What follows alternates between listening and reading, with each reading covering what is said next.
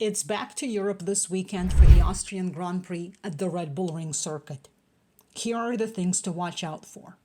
Red Bull are unstoppable. They scored their 100th win in Montreal and became the 5th team in F1 history to have more than 100 Grand Prix wins. Max Verstappen led from start to finish, and Checo Perez finished 6th after qualifying outside the top 10. Joining Verstappen on the podium were two former world champions. Second place Fernando Alonso, who clinched his 6th podium this year, and Lewis Hamilton, his 3rd. Austria is Red Bull's home Grand Prix, and they've won 4 Grand Prix at the circuit, all courtesy of Verstappen. Who can challenge them this weekend? Will it be Aston Martin, who brought further upgrades to Montreal?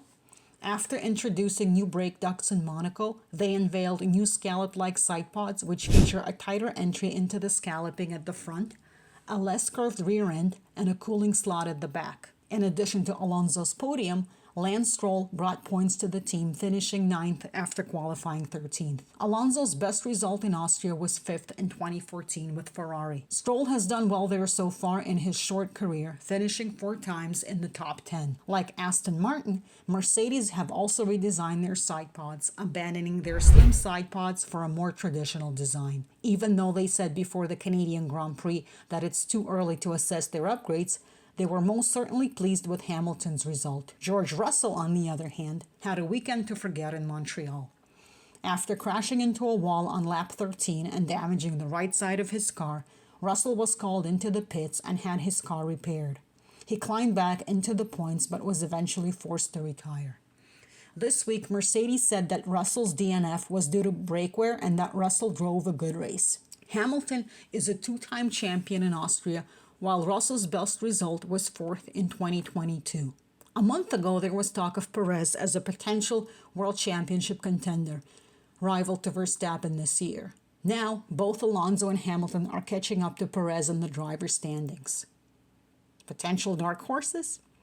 Ferrari displayed impressive race pace in Montreal. They were the only team on medium tires and finished 4th and 5th, climbing from 10th and 11th.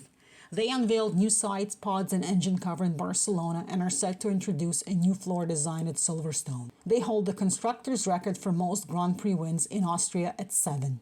Charles Leclerc is the defending champion in Austria. Starting 2nd, he overtook race leader Verstappen 3 times last year. Teammate Carlos Sainz will be looking to put last year's race behind him, where he retired with an engine failure. Williams have perhaps been the most talked about team for the past week. Alex Albon finished 7th in Canada, delivering the best result for the team in 2 years.